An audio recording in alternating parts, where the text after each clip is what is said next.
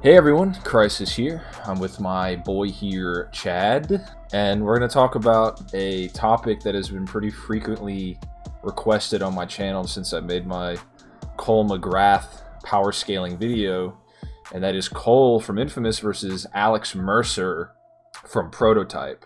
Again, like I said, widely suggested. Pretty much every the games kind of released back to back, and people have been debating who would win.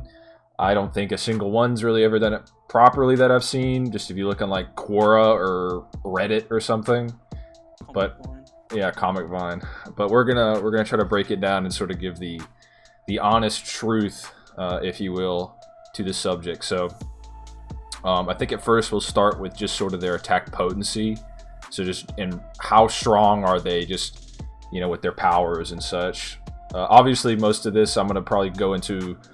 I'll briefly touch up on Cole MacGrath whenever it's relevant, but you can watch my video if you want a more in-depth breakdown of all of his shit, but I don't think most of it's going to be necessary for this. So, Chad, why don't you explain Alex Mercer's attack potency? So, let's start off with like the most blatant thing, and it comes from one of the developers of the game, Tim Benison.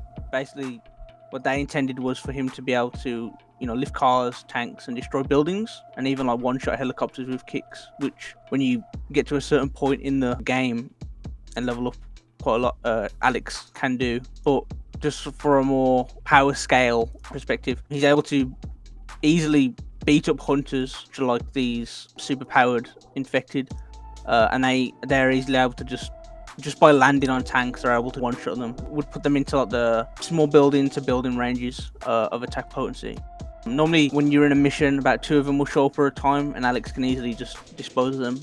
And then there's one of these shape-shifting powers. It's called muscle mass, and it's just verbatim stated within the power-up itself that it just doubles his strength. Okay, so that's like, is that large building? Are we still in the sort of building range of attack potency? It'd probably go up to a large building.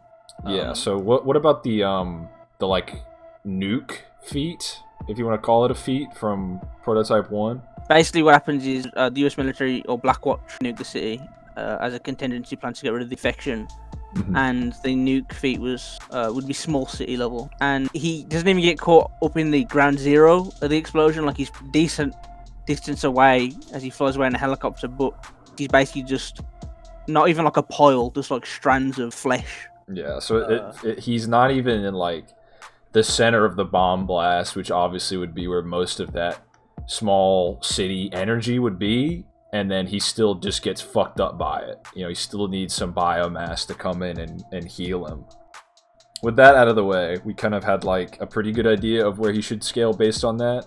Even if you want to say he just tanked that shit, that small city explosion. You want to argue as well, like, once he absorbs the 8 evolved in Prototype 2, that he gets an 8 times multiplier. I don't know why people would argue it, but if you were to do that for argument's sake, he'd still be in like the city ranges. Again, watch my Cole video for if you want more in depth, and the calculations will be in that. But in the first game alone, Kessler was able to create city level earthquakes where he just punched the ground and just create these shockwaves. That was calced at city level just off the bat, and Cole obviously gets much stronger. Even the Beast in Infamous 2, just passively showing up, and he just creates these storms all around him above the city, and as soon as he pulls up, he just detonates and destroys Empire City, which pretty sure both of those things are calced at mountain level, which is a pretty consistent scale. There are some country level arguments that could be made for the series, but no matter how you look at it, even with like just outright blatant scaling, even if you want to smack on the multipliers on top of Alex, one blast from Cole, one lightning bolt would just rip Alex in half. It's probably not even likely he'd even be able to heal from it based on the things that we've seen him be able to heal from. What do you say about that? Like I said, he just gets reduced to probably like 1 or 2 strands of gore. Even then, he's not able to regen himself. He has to absorb other biomass around him to do so. Yeah, and the thing about it too is like it's such a variabilistic thing. The like time span, like what are the odds that a Raven or something of efficient biomass is gonna come near him? There's really no way to prove anything like that in a versus fight, especially since, you know, it was a much less than city level attack, which this would be an astounding amount more than any damage we've seen him sustain. Because at that point, it's just, oh, well, he can just heal from anything. Like, you know, like fucking Darkseid with his Omega Beams are going to hit Alex. Oh, we'll give him some, you know, an earthworm can crawl on him, he'll heal from it. Eventually, you know, he just needs biomass, bro. It's like, nah, that's not how that works. If it's something just way out of tier for him, there's nothing to prove that he'd be able to heal from it. But there are other factors to a fight than just raw power, so why don't you cover the speed of Alex, and then maybe we'll look at some hacks and see if you'd have anything that would close the gap here. So his most consistent speed scaling I've seen puts him in the range between supersonic and hypersonic plus. And this pretty much comes from the fact that, like, in the comics, both of his comics, he's able to dodge gunfire from like an M61 Vulcan. Which has a speed of supersonic plus. He should also scale above mid-game James Heller, who has a hypersonic calc. To bring up that statement from Tim Benison, again, they intended to make Alex fast enough to outrun even the fastest vehicles, which in-game he outruns the flight speed of like Apache helicopters. Even then, that's probably like not even supersonic. Even one of the fastest jets in the world is just clocks in at about supersonic. So I think hypersonic plus would probably be his top speed. Yeah, and I mean, Cole's whole shtick is he can just shoot lightning. There's a Thunderbolt attack in Infamous 2, which is just blatantly calls it. Just says, yeah, this is a true lightning blast. He can pull lightning from the sky.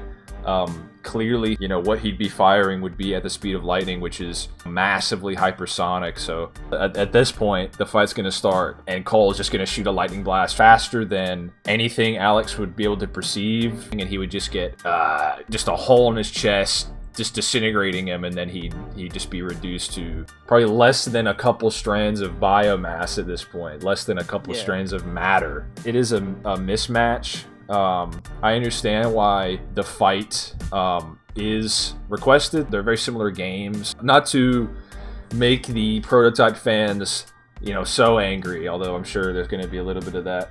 Let's say that the fight is like equal stats, so they're just as fast, they're just as tough as each other.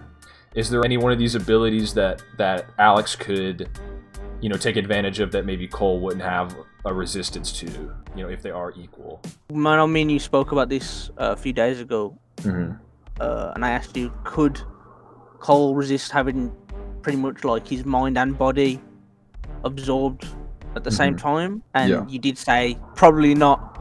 Yeah, honestly. Plus, again, standard battle assumptions. Neither of the opponents knows what's going to happen. Yeah, they don't recognize each other. They don't know what their attacks are composed of, like, you know, once the fight just begins. That is going to be his main hack, because he uses that one in every battle.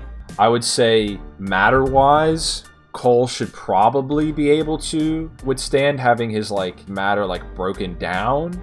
In terms of his, like, his mind and such being attacked, there's really not a lot of mental defenses that Cole has. We know for a fact Kessler was able to project his memories into Cole's mind, and aside from some things like the Festival of Blood story, which, you know, definitely is kind of what if scenario essentially, we don't really have much to say that he couldn't have his mind erased. I think that would probably get the better of Cole if it came down to it, if they were, you know, equal stats. Alex also has like 4 or 5 different types of immortality. Like, you basically can just live forever, like kind of Master Roshi from Dragon Ball thing.